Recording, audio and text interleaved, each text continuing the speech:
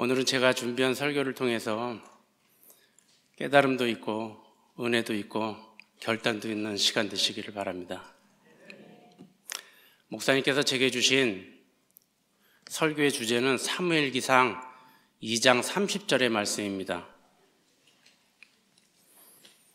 제가 한번 읽어보도록 하겠습니다. 화면을 보시기.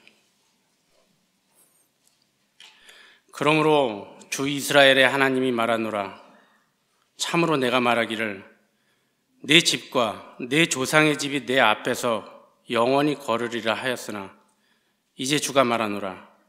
내가 결단코 그렇게 하지 아니하리라. 나를 존중히 여기는 자들을 내가 존중히 여기고 나를 멸시하는 자들을 경홀히 여기리라. 하나님을 존중히 여기고 하나님을 두려워하라는 말씀입니다.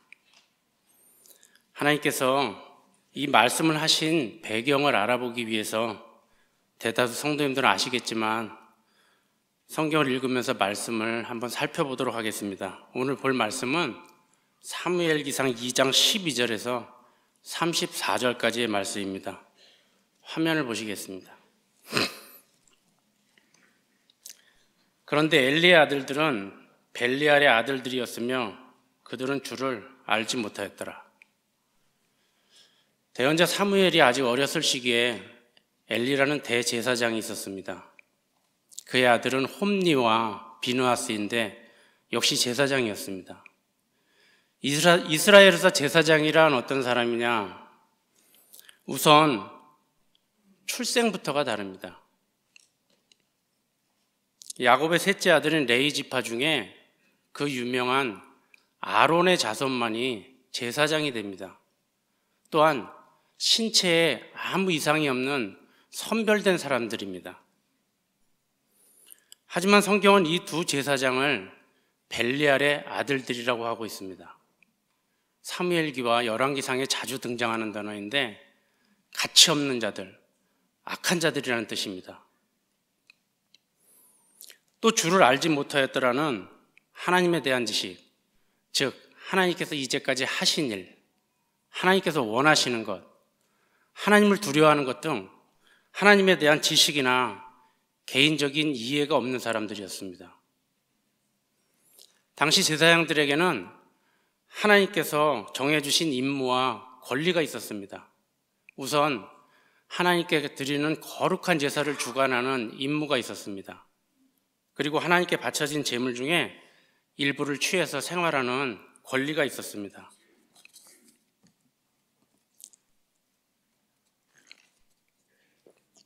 13장 보겠습니다.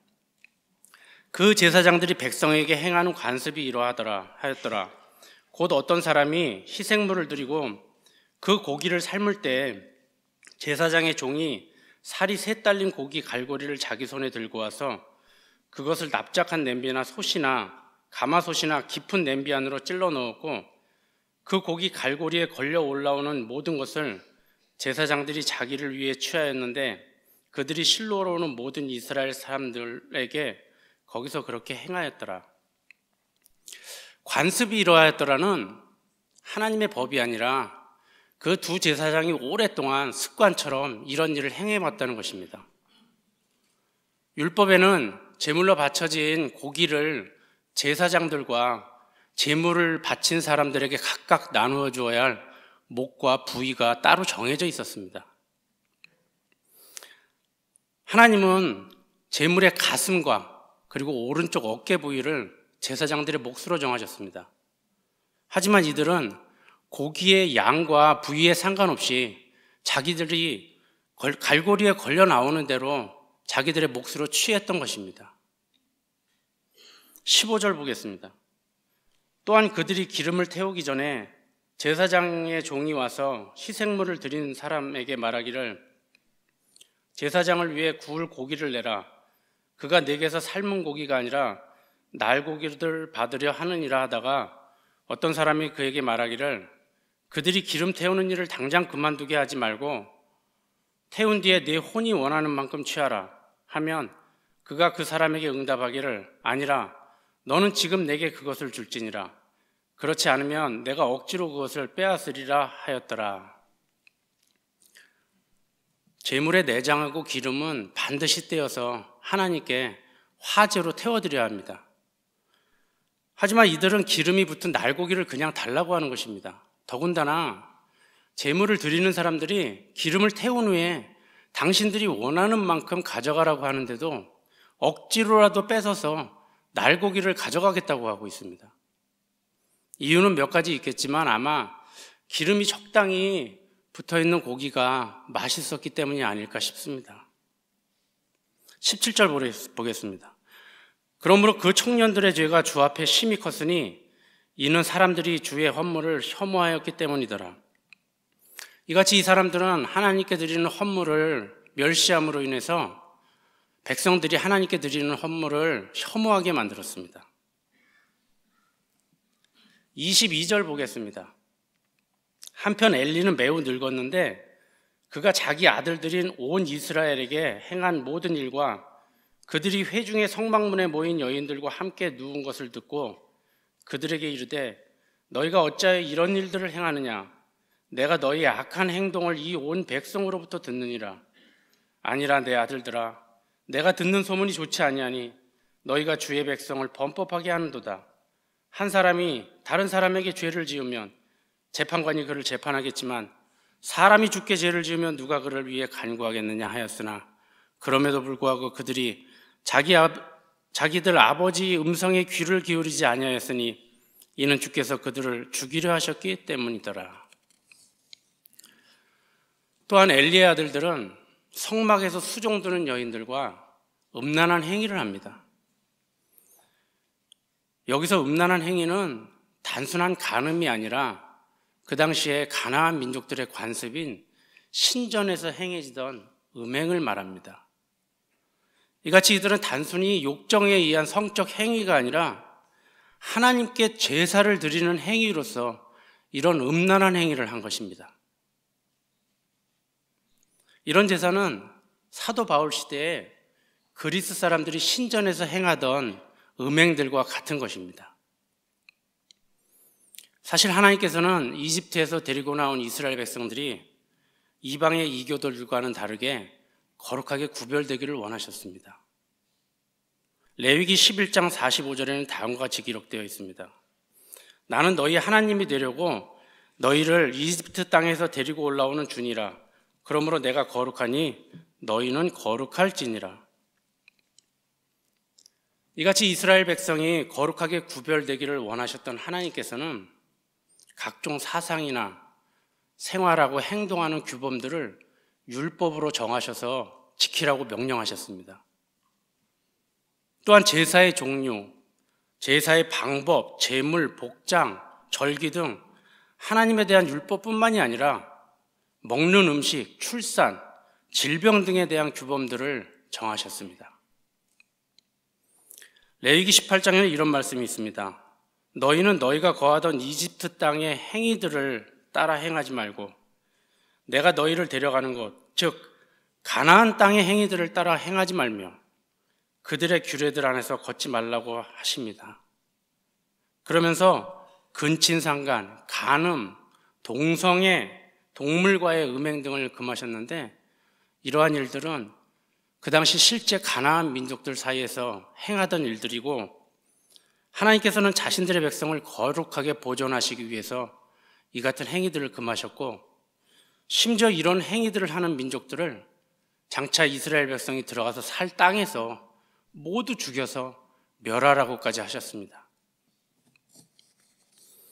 하지만 이스라엘에서 하나님께 드리는 제사에서까지 이러한 가증한 음행이 행해졌다는 것은 이 두 제사장의 타락하는 모습을 보여주는 것이고 이런 제사를 받아야 하는 하나님의 심정을 생각할 때 참으로 기막힐 노릇입니다.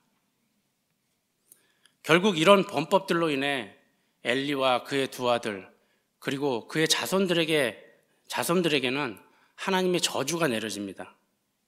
31절에는 그 저주의 내용이 나옵니다. 31절 보겠습니다. 보라, 날들이 오리니 내가 네 팔과 내 조상 집의 팔을 끊어 내 집에 노인이 하나도 없게 하리라. 하나님이 이스라엘에게 베풀 모든 복 가운데서 너는 내 거처에서 원수를 볼 것이요 네 집에는 영원토록 노인이 하나도 없으리라. 또 내 제단으로부터 내가 끊어버리지 아니할 네 사람이 네 눈을 쇠약하게 하고 네 마음을 슬프게 할 것이요 네 집에서 출산하는 모든 자가 꽃다운 나이에 죽으리라. 네 두 아들 홈리와 비느하스에게 닥칠 이 일이 내게 표적이 되리니 그들이 둘 다 한날에 죽으리라. 결국 하나님을 멸시하던 엘리와 그의 두 아들 그리고 그의 후손들에게 내려진 저주는 모두 이루어지게 됩니다. 이러한 사건을 배경으로 하나님께서 하신 말씀이 오늘 본문에 있는 나를 존중히 여기는 자들을 내가 존중히 여기고 나를 멸시하는 자들을 경홀히 여기신다는 말씀입니다. 그럼 하나님을 존중히 여기고 하나님을 멸시하는 것은 무엇일까요? 한마디로 정의하면 하나님의 말씀, 즉 하나님의 법을 지키는 자는 하나님을 존중히 여기는 것이고 하나님을 두려워하는 것입니다. 반대로 하나님의 법을 무시하고 경홀히 여겨서 지키지 않는 것은 하나님을 멸시하는 것입니다. 하나님의 법은 거룩하고 공의로우시기에 엄격했고 이러한 하나님의 법이 주어진 이스라엘 백성이 거룩하기를 원하셨습니다. 그럼 하나님의 법을 지킨다는 것이 얼마나 엄격하고 순수해야 하는지 다른 사건을 통해 알아보겠습니다. 광야에서 막 성막이 만들어진 시기에 아론이 제사장의 직무를 받고 제사를 드리기 시작합니다. 그를 도와 제사장의 직무를 수행하던 첫째 아들 나답과 둘째 아들 아비후의 이야기입니다. 화면을 보시면 레위기 10장에 아론의 아들들인 나답과 아비후가 각각 자기 향로를 가져다가 그 안에 불을 담고 그 위에 향을 놓은 뒤 주께서 그들에게 드리라고 명령하지 아니하신 이상한 불을 그 앞에 드렸더니 불이 주로부터 나와 그들을 삼킴에 그들이 주 앞에서 죽으니라. 지성소 바로 밖에는 분향 제단이 있었습니다. 제사장들은 하루에 2차례 향을 피우게 되는데 이 제사장들은 하나님께서 정하신 번제단의 불을 사용하지 아니하고 하나님의 법을 무시한 채 자기들의 마음대로 아무 불이나 사용한 것입니다. 결국 이 두 제사장을 법을 어긴 죄로 하나님의 초자연적인 불이 나와 그 두 제사장을 태워 죽입니다. 이 말씀에서 보듯이 하나님의 법은 지극히 거룩하며 이스라엘 백성은 특히 제사장들은 하나님의 법의 거룩함을 인정하고 그 법대로 제사를 지내야 함을 말씀하고 있는 것입니다. 또 한 가지 사건은 사무엘기에 나오는 사건입니다. 엘리 제사장 시절에 이스라엘 백성이 블레셋과 전쟁을 하고 있었습니다. 이에 이스라엘 백성은 하나님의 언약궤를 앞세워 전쟁터로 갑니다. 이집트 탈출 이후에 하나님의 언약궤를 앞세워 하나님의 여러 가지 기적을 경험했기 때문입니다. 마침 홈리와 비느하스가 언약궤를 가지고 전쟁터로 갑니다. 이 전쟁에서 이스라엘은 패하게 되고 언약궤를 블레셋에게 빼앗깁니다. 이때 하나님의 예언대로 엘리의 두 아들인 홈리와 비느하스가 같은 날 죽게 됩니다. 그리고 이 소식을 들은 엘리는 목이 부러져 죽습니다. 비느하스의 아내는 출산을 한 후 죽게 됩니다.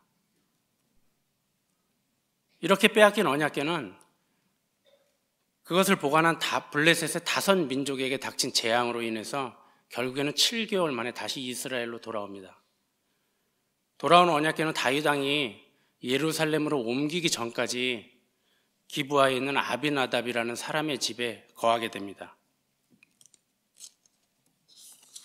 다윗이 왕이 된 후에 언약궤를 예루살렘으로 옮기려고 새로 마련한 수레에 정성스레 싣고 나곤의 타작마당을 지나고 있었습니다. 이때 소들이 흔드는 바람에 위태로워진 언약궤를 아비나답의 아들 우사가 손으로 잡습니다. 무슨 일이 일어났을까요? 대충 짐작은 하시죠?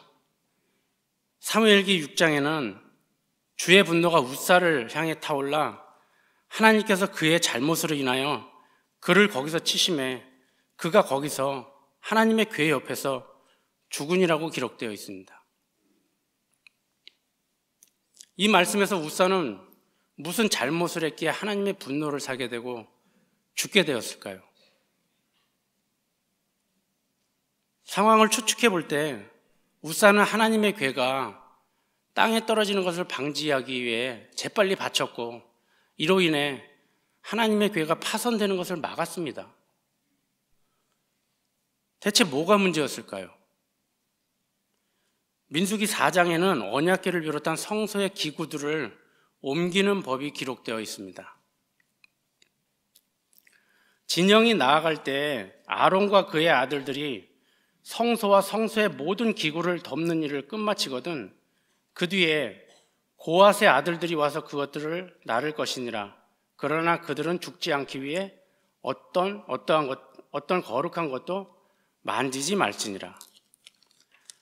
7장에 보면 고앗의 아들들에게는 아무것도 주지 아니하였으니 이는 그들에게 속한 일, 곧 성소에서 섬기는 일이 그들의 어깨로 나르는 것이었기 때문이더라.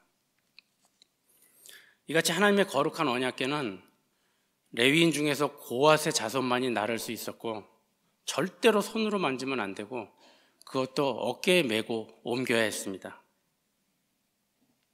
아무리 정성을 다해 새 수레에 싣고 안전하게 옮기려고 최선을 다한다고 해도 하나님께서 정하신 법에 따라 행하지 않는 것은 하나님을 멸시하는 것이고 하나님의 진노를 받게 되는 것입니다. 이같이 하나님의 법을 멸시하고 어긴 것에 대한 하나님의 진노는 단순히 순간적인 괘씸함이나 노여움이 아닙니다. 하나님의 어쩔 수 없는 본성이고 공의입니다. 정확하게 말하면 하나님의 거룩함이 임재된 하나님의 법을 어기고 그것으로 인해 하나님의 거룩함을 훼손한 것에 대한 필연적인 결과입니다. 구약 성경에는 죽으리라는 단어가 여러 번 나옵니다. 태초의 아담에게 내가 그 나무에서 나는 것을 먹는 날에 반드시 죽으리라는 말씀을 시작으로 율법과 명령에서 죽으리라는 말씀은 계속되고 또 많은 사람들이 죽었습니다. 하나님의 말씀은 완전하고 결점이 없기에 하나님도 스스로 주워 담아 돌이킬 수가 없습니다. 그래서 사람의 의도되지 않은 실수와는 상관없이 죽으리라 하셨으면 그 말씀대로 죽어야 하는 것입니다. 그럼 이제 오늘날 우리 성도들은 어떨까요? 오늘날의 성도들도 이스라엘 백성들처럼 하나님의 말씀을 경홀히 여김으로 하나님을 멸시하는 경우가 있습니다. 당연히 하나님의 진노로 인해 앞에서 살펴본 말씀처럼 죽임을 당하거나 진노를 받는 것이 마땅합니다. 하지만 현재 구원받은 우리가 아무리 심각한 범법을 저지른다고 해도 죽지 않는 것은 오래 참으시는 하나님의 은혜와 율법을 대체한 은혜의 법 아래 살고 있다는 것을 보여주고 있습니다. 예수 그리스도께서 우리의 과거, 현재, 미래의 모든 죄를 그분의 피로 완전히 그리고 영원히 제거하셔서 거룩하신 하나님께 보이지 않기 때문입니다. 하지만 이렇듯 우리의 모든 죄를 제거하셔서 죽지 않는다고 해서 법을 어김으로 하나님을 멸시해도 될까요? 오늘날 우리는 하나님의 법을 지킴으로 우리의 구원을 드러내야 합니다.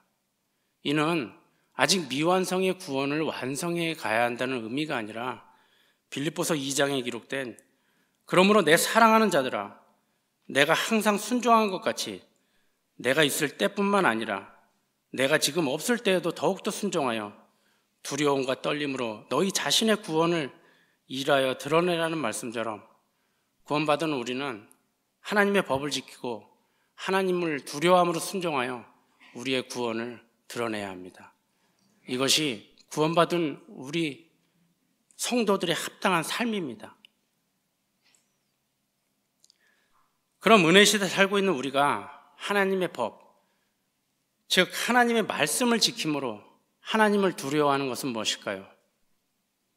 그것은 첫째, 율법이 아닌 믿음의 법을 지킴으로 하나님을 두려워해야 합니다. 믿음은 무엇입니까? 믿음은 한마디로 하나님이 옳습니다라고 인정하는 것입니다. 참으로 하나님은 진실하시되 사람은 다 거짓말쟁이라 할지어다 하시는 말씀처럼 우리의 생각이나 우리의 지식과는 상관없이 하나님만이 옳습니다라고 신뢰하는 것입니다. 이런 하나님께서 우리에게 새로운 법을 주셨습니다. 로마서 10장에는 그리스도께서는 믿는 모든 자에게 의가 되시기 위해 율법의 끝마침이 되시느니라고 기록하시고, 로마서 4장에는 일하지 않더라도 하나님의 뜻대로 살지 않는 자를 의롭다 하시는 분을 믿는 자에게는 그의 믿음이 의로 여겨지느라고 말씀하십니다. 많은 성경 구절에서 율법을 완성하시고 새로운 법을 주시고 그 법을 지키는 자가 하나님을 두려워하는 것이라고 말씀하고 있습니다. 율법의 완성은 무엇입니까? 주 하나님을 사랑하고 내 이웃을 자신과 같이 사랑하라입니다. 예수님께서는 하나님을 사랑하셔서 순종함으로 하나님의 공의를 완벽하게 만족시키시고 또한 사람의 모든 죄를 지시고 십자가에 돌아가심으로써 이웃사랑을 완성하셔서 온 율법의 마침이 되셨습니다. 요한복음 19장 30절에는 다 이루었다라고 말씀하십니다. 예수님께서 다 이루었다고 하시는데 더 이루려고 자꾸 무엇인가 더 하려고 한다면 예수님이 거짓말쟁이이거나 아니면 예수님을 멸시하거나 둘 중에 하나일 것입니다. 로마서 10장에는 이 같은 사람들의 모습을 다음과 같이 말씀하고 있습니다. 그들이 하나님의 의를 알지 못한 채 자기 자신의 의를 세우려고 힘쓰면서 하나님의 의에 복종하지 아니하였느니라. 사람들은 구약시대 제사장들이 하나님의 법에 더해 자기의 생각이나 방법으로 제사한 것처럼 현대에도 자꾸 이 믿음의 법에 자신들의 생각을 더하려고 합니다. 방언, 병고침, 예언, 심지어는 자신의 삶에서 일어나는 형통한 복이나 건강이나 문제가 해결되는 것 같은 것들을 믿음의 법에 섞어서 하나님의 구원의 법을 완성하려고 합니다. 어떤 사람은 자기의 선행이나 절제로 하나님의 법을 완성하려고 합니다. 교회에 봉사하고 헌금하고 직분이나 전도 같은 행위들로 자신의 부족한 마음을 채우고 자신의 구원을 스스로 입증하여 완성하려고 합니다. 광야에서 이스라엘 백성은 모세가 없는 동안에 불안했고 그들을 지켜주고 이끌어줄 의지할 만한 대상이 필요했습니다. 이스라엘 백성은 귀한 예물인 금을 바쳐서 송아지를 만들었습니다. 아주 값진 헌물을 바쳐서 만들었기에 그들의 마음은 흡족했고 춤추며 즐거워했습니다. 이것은 너희를 이집트 땅에서 데리고 올라온 내 신들이라고 하며 그 형상을 경배했습니다. 바로 그 금송아지가 하나님이라고 생각한 것입니다. 그래서 지도자 아론도 그 형상 앞에 제단을 만들고 기념했습니다. 혹시 현재 우리의 생각과 마음에서 금송아지를 만들어 놓고 이것이 하나님의 구원이라고 믿고 있지는 않을까요? 의인은 믿음으로 말미암아 살리라.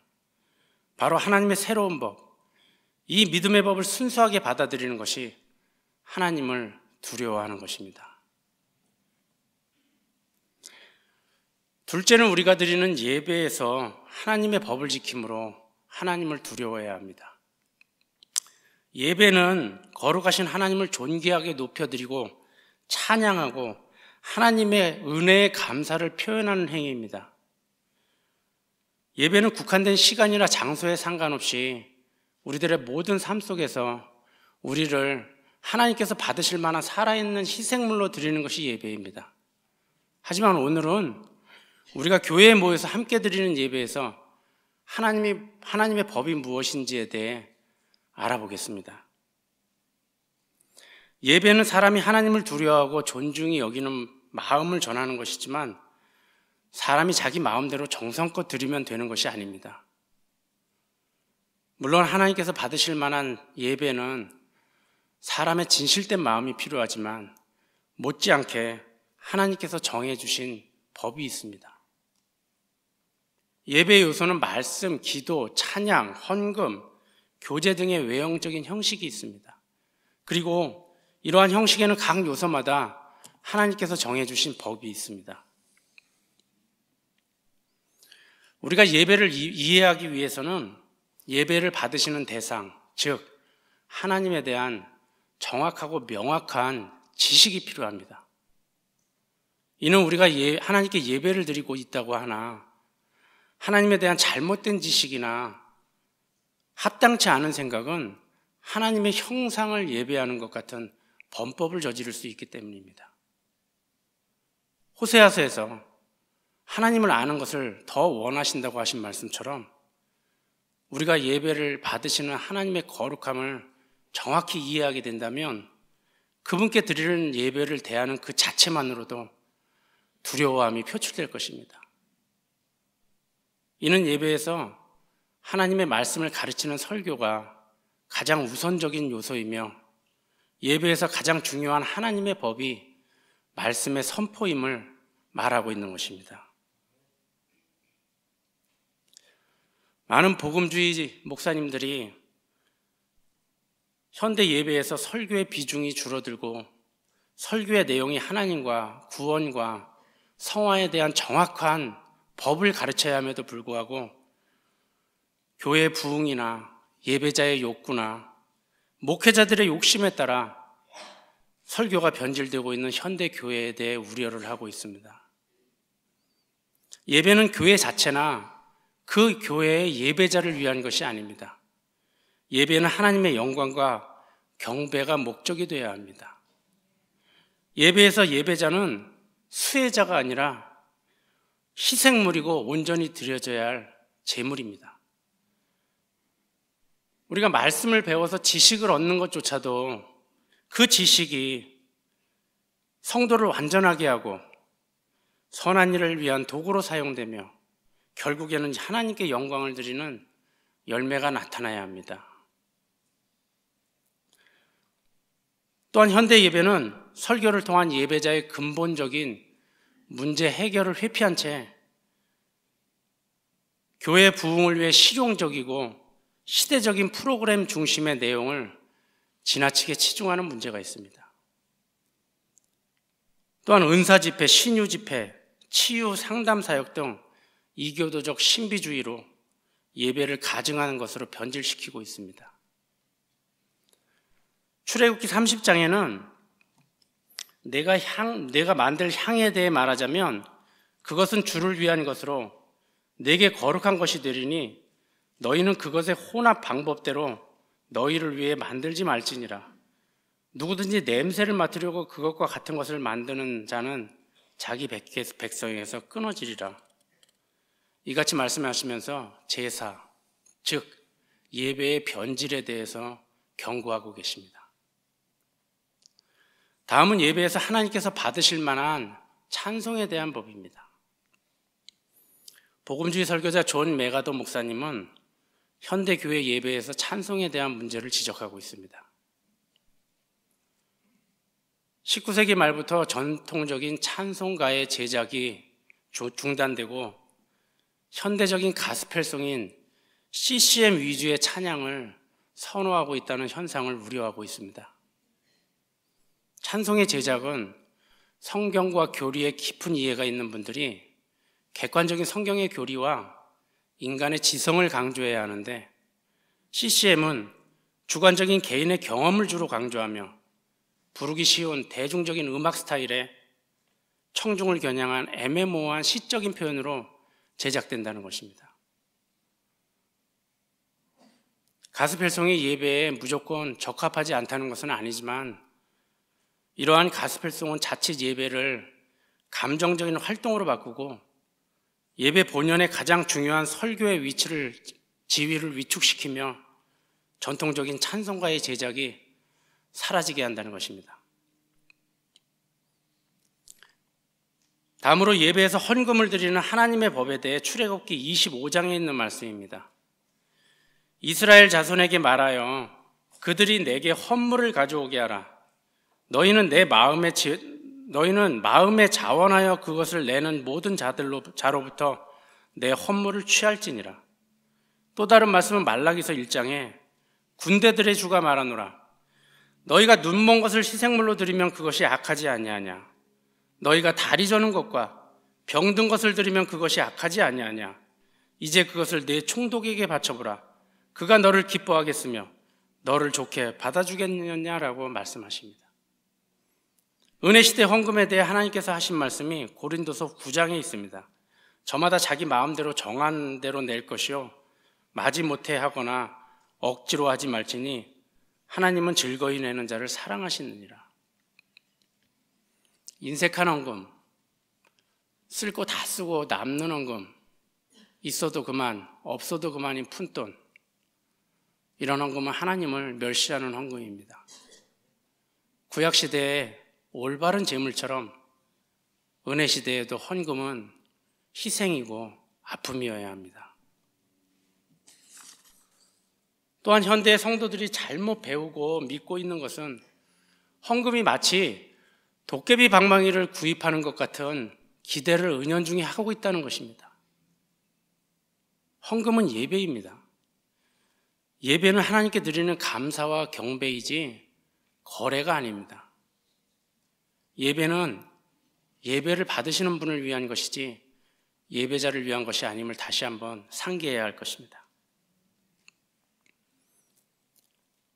이같이 우리가 참된 예배를 드리는 것은 치열한 싸움입니다. 예배자는 경주하는 선수이지 관중이 아닙니다. 찬양을 인도하는 형제님은 거룩하신 하나님을 경배하고자 모든 성도들이 한 마음으로 큰 소리로 찬양을 부를 때에 감동을 받습니다.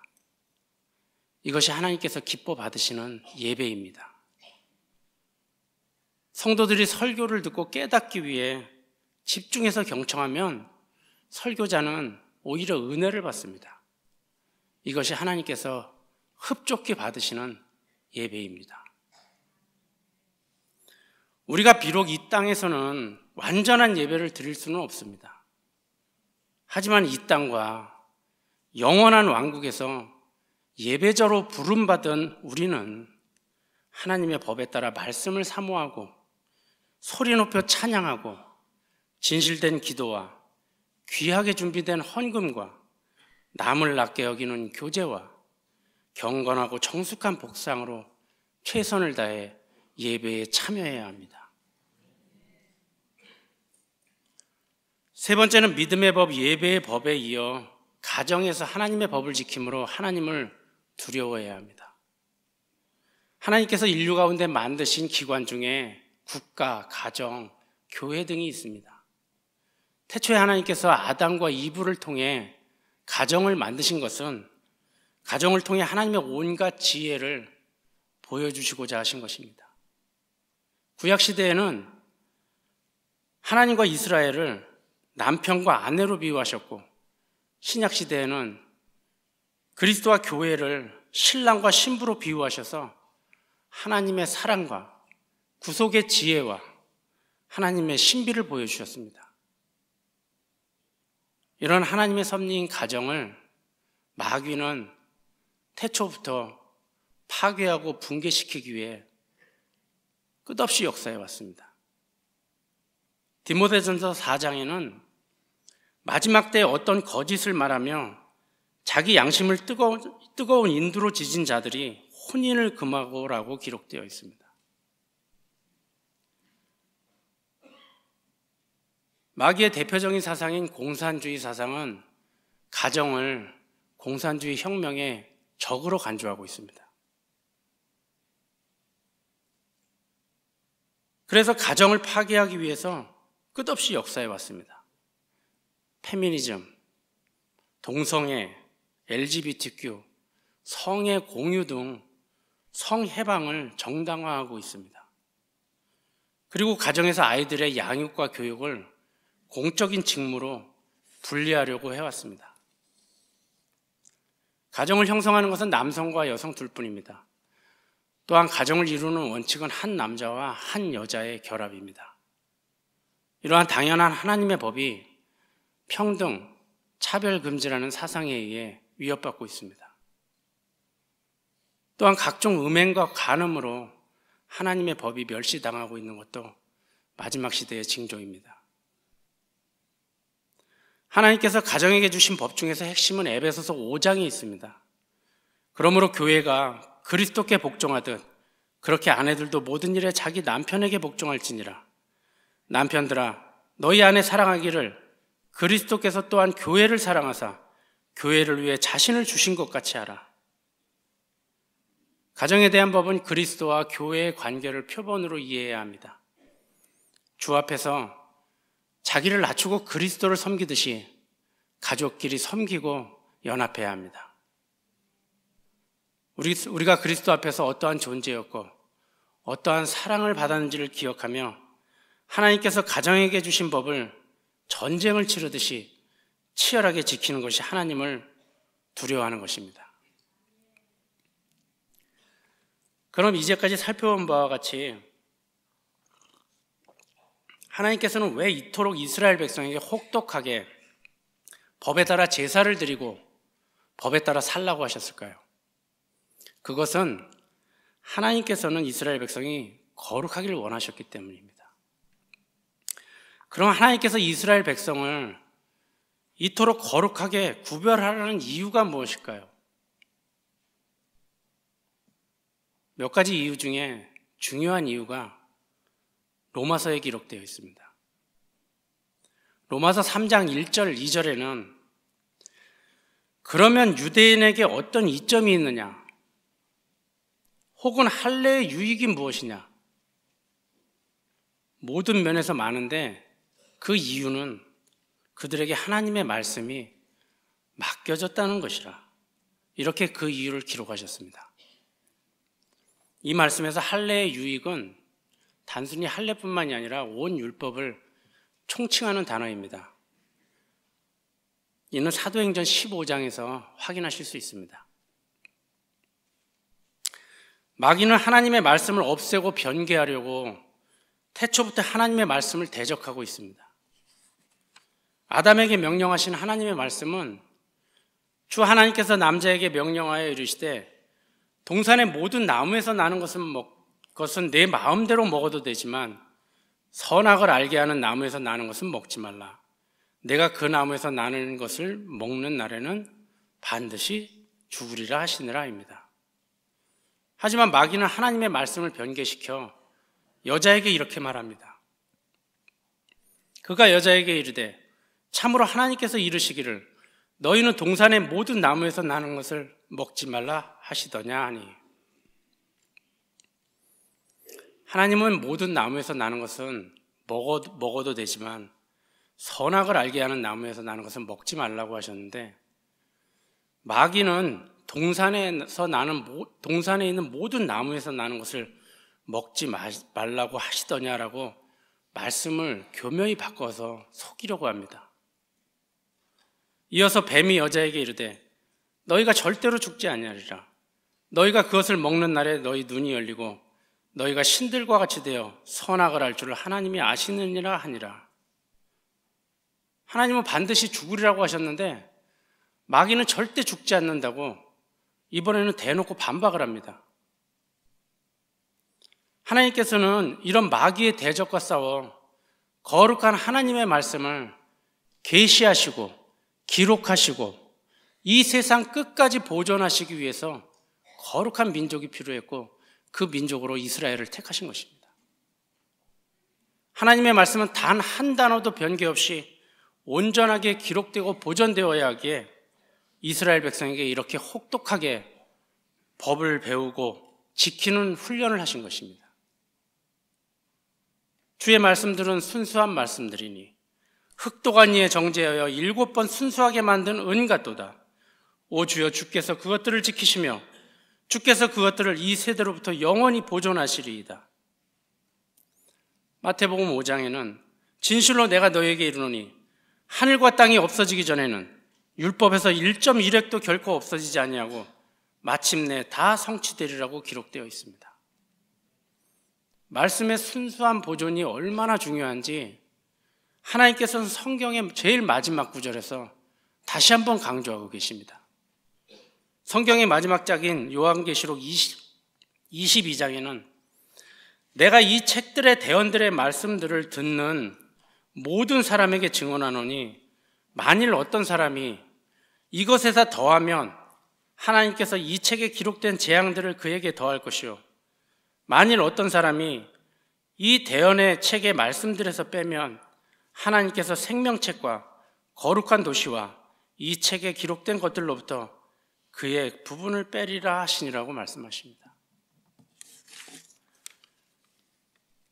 이스라엘의 서기관들이 우리에게 좋지 않은 이미지로 비춰져서 안타깝지만 사실 이들이 성경을 원형 그대로 보존하는 데 많은 수고를 하고 목숨을 바친 것은 인정이 돼야 합니다.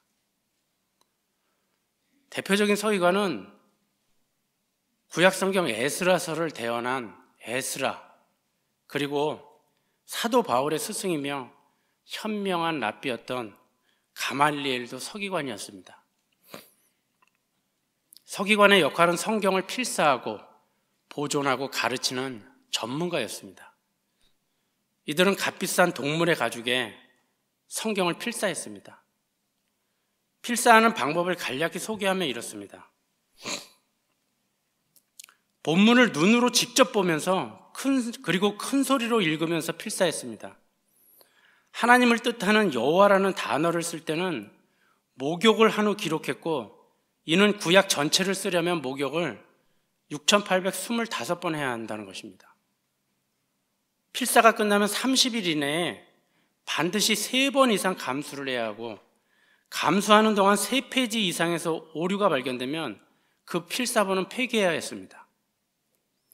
필사본 안에 단어와 단락의 수를 일일이 세야 하고, 이것이 맞지 않아서 오류를 찾지 못하면 그 필사본은 폐기해야 했습니다. 폐기된 필사본은 함부로 버려지거나 태울 수 없고 관 속에 담아 땅에 묻어야 했을 정도로 말씀을 거룩하게 여겼습니다. 이같이 보존된 마소라 본문은 킹 제임스 구약 성경의 본문이 됩니다. 우리가 이렇게 온전한 성경을 읽을 수 있는 것은 이스라엘 백성이 하나님의 말씀을 온전하게 보존하는 임무를 잘 수행했기 때문입니다. 자, 그럼 하나님께서 성경을 보존하시고자 은혜 시대인 중세에는 어땠을까요? 성경이 보존된 역사를 보면 카톨릭 사제로 안정된 지위와 권력의 자리에 있던 분들이 하나님의 말씀이 변개되고 올바로 전파되지 못하는 것을 보고 하나님을 두려워하여 자신들의 모든 것을 버리고 회개한 분들이 있습니다. 최고의 학자이며 카톨릭 사제인 에라스무스는 제롬의 카톨릭 라틴어 성경이 극도로 변개된 성경임을 알고 그리스어와 라틴어가 함께 기록된 성경을 만들었습니다. 이로 인해 그는 카톨릭의 박해를 받습니다. 틴데일은 성경을 모국어로 번역하여 누구나 읽게 하는 것만이 자국민들이 진리 안에 서는 길이라고 확신하고 성경을 영어로 번역했습니다. 이 성경은 킹 제임스 성경의 근거가 됩니다. 그는 결국 이 혐의로 화형을 당합니다. 틴데일은 카톨릭의 박해에도 불구하고 다음과 같이 얘기합니다. 우리가 우리 주 예수 그리스도 앞에 나타나게 될 때 그날에 하나님께서 증언해 주시기를 바라노니 나는 결코 내 양심을 거슬러 하나님의 말씀에 단 한 음절도 바꾸지 않았으며 땅 위에 있는 모든 것, 즉 명예와 쾌락과 재산을 내게 준다 해도 결코 그렇게 하지 않을 것이다. 왈덴시스를 비롯한 수천만 명의 사람들이 온전하게 보존된 말씀을 읽고 지키다가 처참할 죽음을 당하는 고난을 감수했습니다. 이런 헌신의 열매로 온전히 보존된 킹 제임스 성경이 바로 우리 손에 있습니다. 그럼 이제 현재 우리는 왜 은혜 시대를 살고 있음에도 불구하고 앞에서 살펴본 것처럼 믿음, 예배, 가정, 교제 등을 통해서 하나님의 법이 온전히 지켜지도록 애써 힘써야 할까요?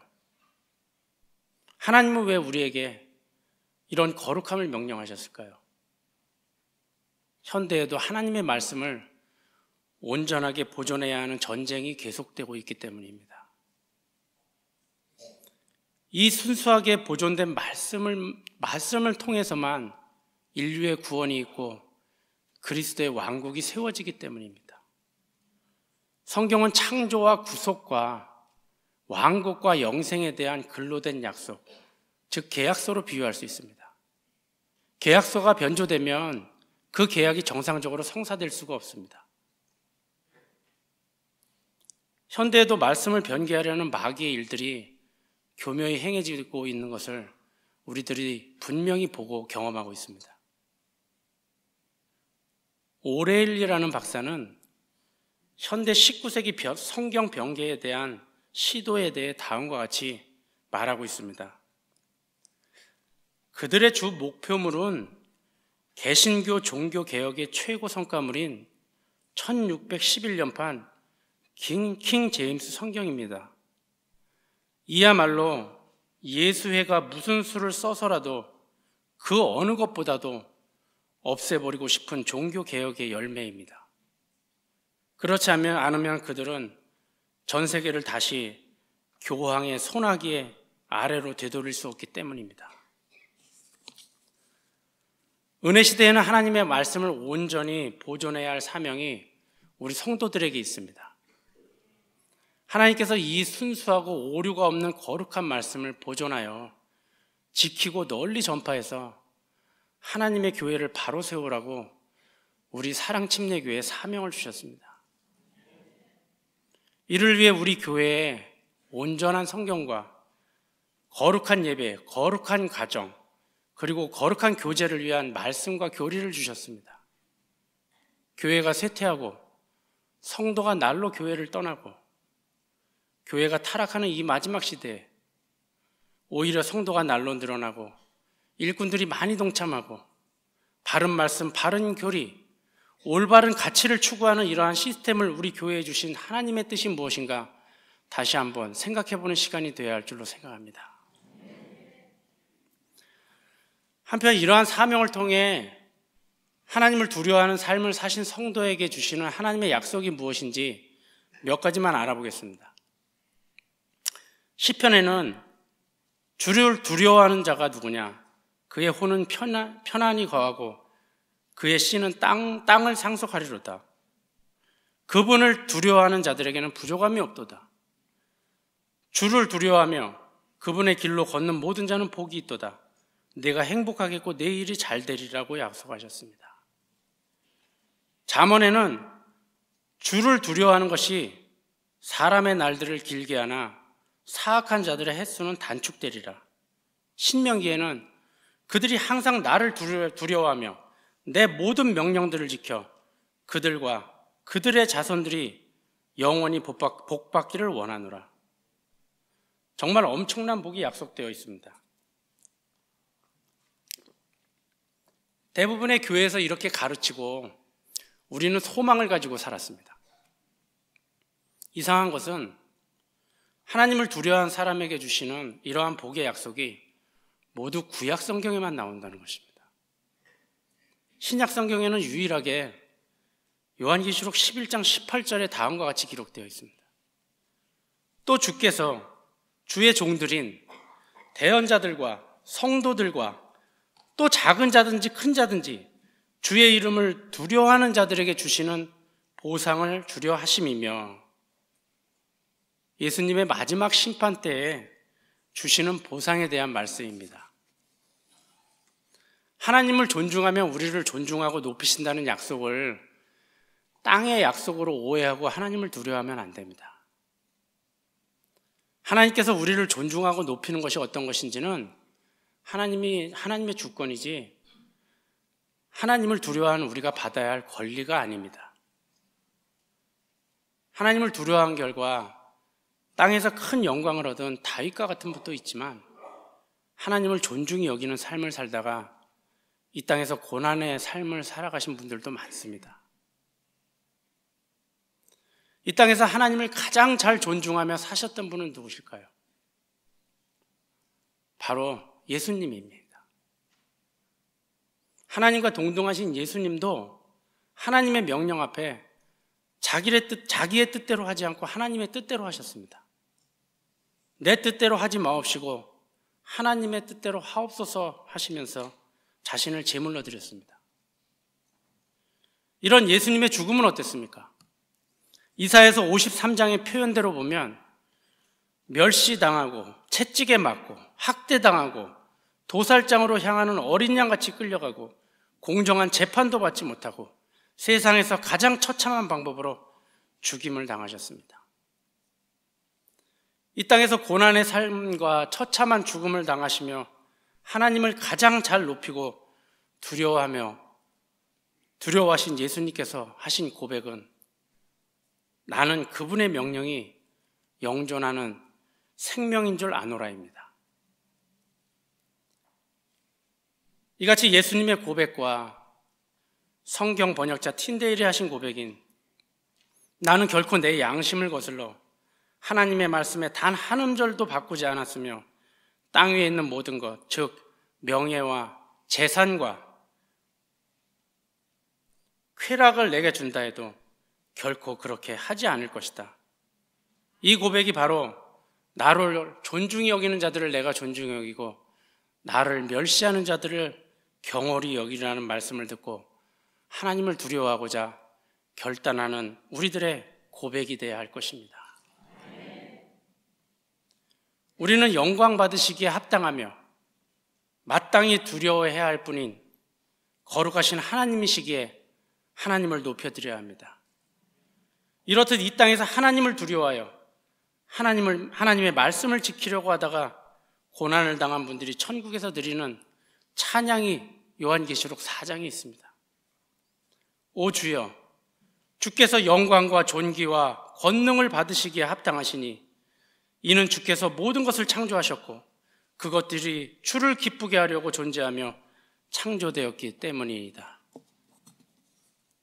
우리가 하나님을 두려움으로 높여드려야 하는 이유가 바로 이것 하나입니다.